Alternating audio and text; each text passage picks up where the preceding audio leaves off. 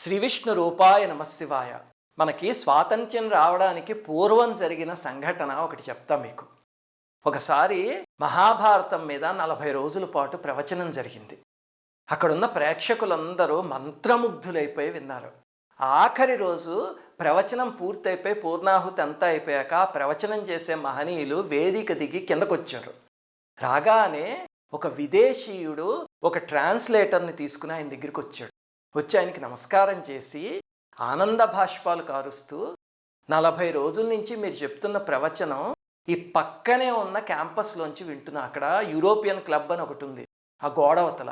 అక్కడ పడకుర్చీలో కూర్చుని వింటున్నాను. ఎంత అద్భుతంగా చెప్పారు మీరు, నాకు ఒళ్ళు పులకించిపోయింది. మీరు చెప్పిన కథ ఇంగ్లీష్లో ఎక్కడైనా దొరుకుతుందా, నేను ఇంకా చదువుకోవాలనుకుంటున్నాను అని ఆయనకి నమస్కారం చేసి అడిగాడు. ఆ చెప్పిన ఆయనకి ఇంగ్లీష్ రాదు, ఆ విన్న అతనికి తెలుగు ఒక చిన్న ముక్క కూడా రాదు. కానీ అతనికి ఎలా అర్థమైంది, ఎలా అనుభూతికి లోనయ్యాడు అంటే అదే ఆ ప్రవచనకర్త గొప్పతనం. ఆయన చెప్పేవారు, ఎప్పుడైనా ప్రవచనం చెప్పేవాళ్ళు తాదాత్మ్యతతో చెప్తే కనుక వినేవాడు ఖచ్చితంగా తన్మయత్వంతో వింటాడు అని. దానికి నిరూపణే ఈ సంఘటన. ఇంతకీ ఆ ప్రవచనం చెప్పిన ఆయనే పౌరాణిక సార్వభౌమ బ్రహ్మశ్రీ మల్లాది చంద్రశేఖర శాస్త్రి గారు. ఆయన మొన్న మధ్య మకర సంక్రాంతి రోజు 96 సంవత్సరాల వయస్సులో దేహాన్ని విడిచిపెట్టారు.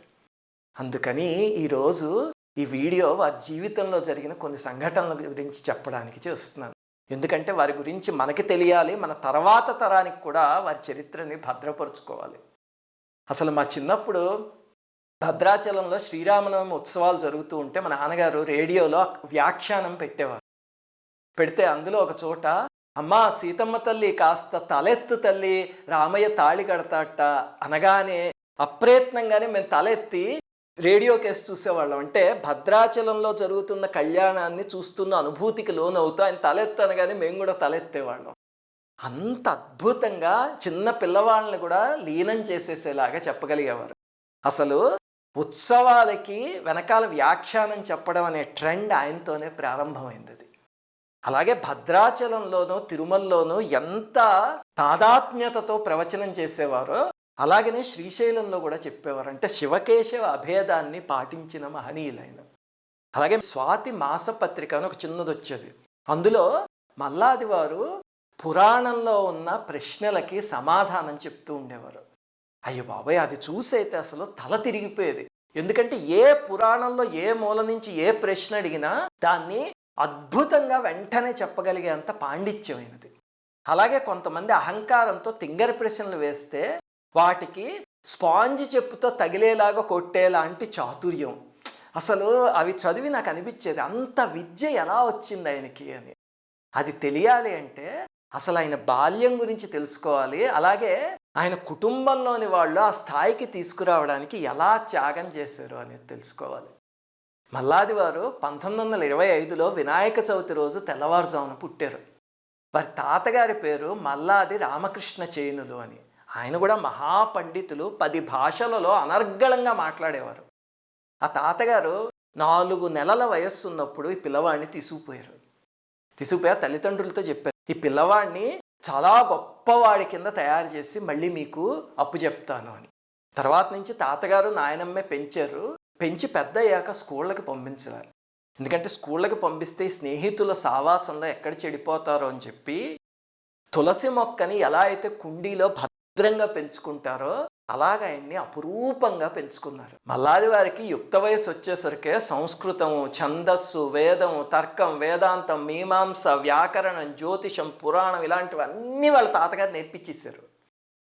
స్కూల్కి వెళ్తాను తాతగారు, అందరి పిల్లలు వెళ్తున్నారంటే, వద్దు నాయన, ఆ ఇంగ్లీష్ చదువులు చదివి తర్వాత ఆ ఉద్యోగాలు, ఆ జీతాలు, ఆ వ్యామోహంలో పడి సనాతన ధర్మానికి దూరం అయిపోతావు. అలా కాకుండా నువ్వు ఈ సనాతన ధర్మాన్ని నిలబెట్టే వాళ్ళ తయారవ్వాలి తప్ప 1వ తారీఖు రాగానే జీతం పుచ్చుకుని ఇంటికి తీసుకొచ్చి సంతోషపడిపోయే వాళ్ళ తయారవ్వకూడదు అని చెప్పి వాళ్ళ తాతగారు పెంచారు ఆయన్ని. ఒక్కసారి ఆలోచించండి, అసలు అలాగ మనం చేయగలవా మన పిల్లలకి? అమ్మో, ఈ వేదం నేర్పించి అందులో పెట్టాలంటే రేపు పెద్దయ్యాక వీడికి ఉద్యోగం వస్తుందా, రాకపోతే ఎలా బతుకుతాడు, వీడిని ఎవరైనా పెళ్లి చేసుకుంటారా, మనకు ఆ రకమైన వచ్చేస్తాయి. కానీ ఇలాంటి కారణ జన్ముడిని అందించాలంటే ఎన్ని త్యాగాలు చేయాలో. ఆ తల్లిదండ్రులు చిన్నప్పుడు ఆ బిడ్డను వదులుకోవడము, అలాగనే తాతగారు ఇంట్లో కూర్చుని అంత ట్రైన్ చేయడం, అందువల్ల మల్లాది వారు అలా తయారయ్యారు. చివరికి 17 సంవత్సరాల వయస్సు వచ్చేసరికి తాతగారు స్వర్గస్థులయ్యారు. అప్పటికి ఆయనకి ఆయన స్థాయి ఏమిటో తెలియదు. 17 సంవత్సరాల కురవాడు, తాతగారు ఏవో నేర్పించారు. ఆ నేర్పిన విద్య ఎందుకు ఉపయోగపడుతుంది, దాన్ని ఎలా ఉపయోగించుకోవాలి, తన స్థాయి ఏమిటి, అది ఏమీ తెలియదు. అంటే తాతగారు ఒక దీపం తయారు చేసి అందులో ఒత్తి వేసి చక్కగా నూనె పోసి ఆ ఒత్తిని నాంచి రెడీగా ఉంచారు. అప్పుడు భగవంతుడు దాన్ని వెలిగించడానికి ఒక సంఘటనని సృష్టించాడు. ఒకసారి ఏమైంది, వారు అమరావతిలో పుట్టి పెరిగారు. అక్కడే ప్రసాద్ గారు అని ఒక వైద్యులు ఒక ఆయన ఉండేవారు. ఆయన పెద్ద ఆయన అయిపోయి ఈయన్ని పిలిచి, అప్పుడు ఈయన 17 ఏళ్ల కురవాడు అనమాట మల్లాది వారు. పిలిచి, నాయన నేను ఒంటరిగా ఉన్నాను, నాకేం తోచట్లేదు, నాకు కాస్త పద్యాలు చదివి పెడతావా, నాకు చూపు అది కూడా మందగించింది అని. అంటే సరేనండి అని వాళ్ళ ఇంటికి వెళ్ళారు. వెళ్తే అటకం మీద ఉన్న భాస్కర్ రామాయణం తీశారు. తీసి అది దులిపి, నాయన ఇది చదివి పెట్టు అని. అది అందులో పద్యాలు చదవడం మొదలు పెట్టేసరికి అసలు ఆయన అద్భుతమైన గాత్రం, కంచుకంఠమైన. దాంతో చుట్టుపక్కల ఉన్న వాళ్ళందరూ వచ్చి ఆ గుమ్మం దగ్గర వచ్చి, ఏం చదువుతున్నారు ఈయన, అద్భుతంగా చదువుతున్నాడు, అంత చిన్న కుర్రాడు అని చెప్పి చూడటం మొదలుపెట్టారు. ఈ లోపల వైద్యుడు ఏమడిగారు, ఆయన నువ్వు పద్యాలు చదువుకుంటూ వెళ్ళిపోతున్నావు, నీకు అర్థమవుతుంది, అది నాకు అర్థం కావాలి కదా, అందుకని వాటి అర్థం కూడా చెప్పు నాయన అని. అంటే సరే అని చెప్పి అర్థం చెప్పడం మొదలుపెట్టారు. ఎందుకంటే అప్పటికే సంస్కృతం ఛందస్ అన్నీ కూలంకుషంగా చదివేసుకున్నాయి.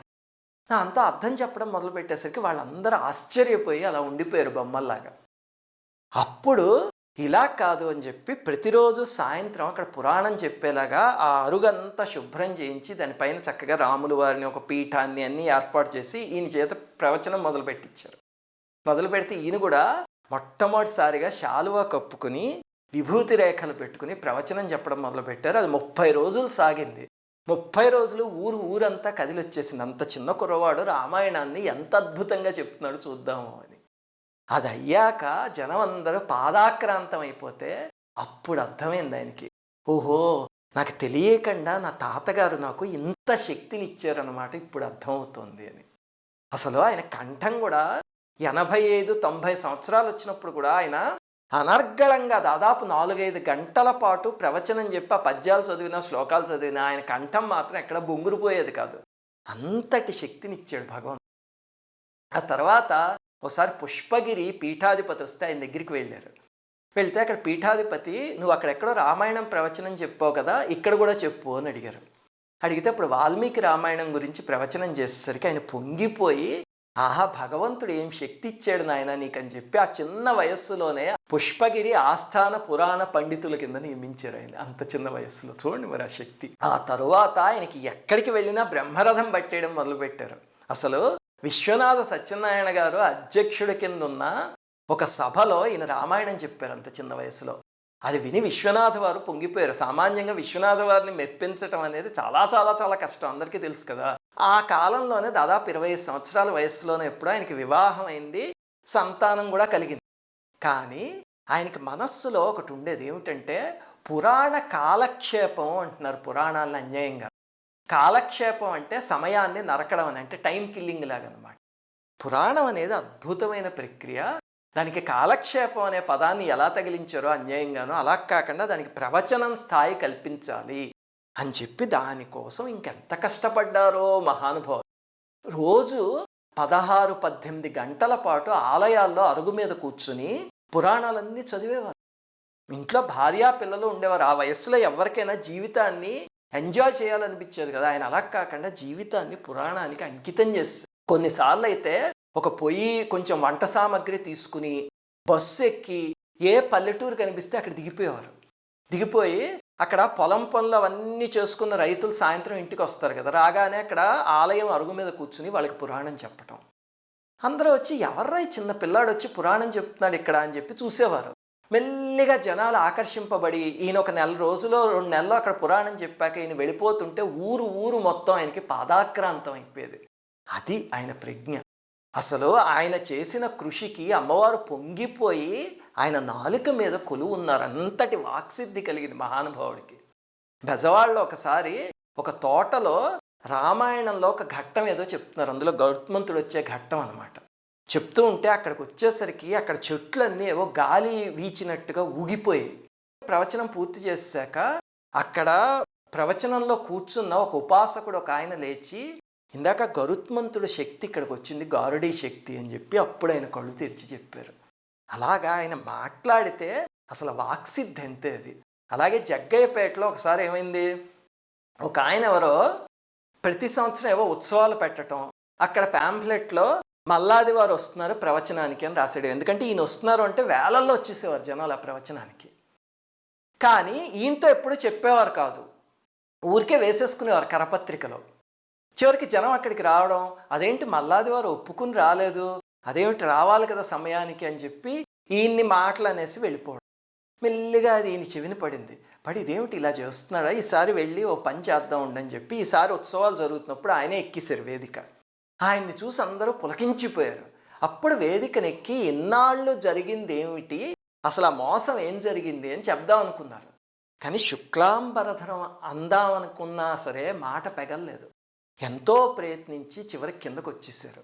అంటే వాగ్దేవి పురాణం చెప్పడానికి తప్ప ఇంకా దేనికి అసలు వాక్కుని ఉపయోగించదలుచుకోలేదన్నమాట. మీరు చూస్తే కనుక కొన్ని దశాబ్దాల క్రితం పురాణాలపైన 2 రకాల దాడులు జరిగేవి. మొట్టమొదటిది ఏమిటంటే స్వార్థం కోసం పురాణాన్ని పక్కదోవ పట్టించేవారు.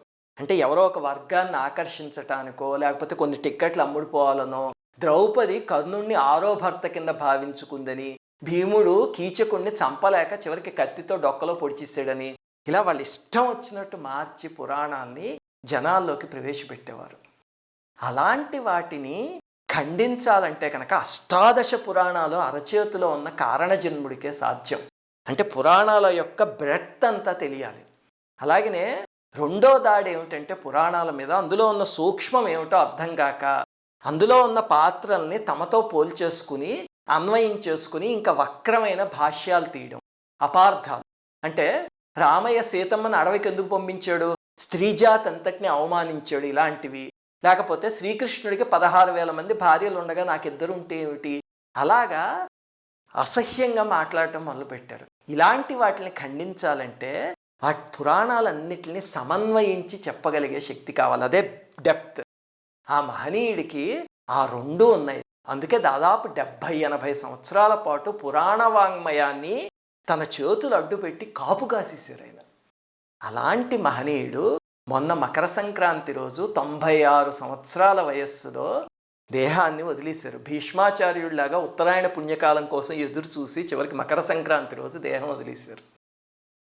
ఆయన దేహం వదిలిన దగ్గర నుంచి అందరూ పరమేశ్వరుడా నీ పాదాల చెంత పునరావృత్తి రహిత శాశ్వత శివసాయుధ్యాన్ని ప్రసాదించు అని కోరుకున్నారు.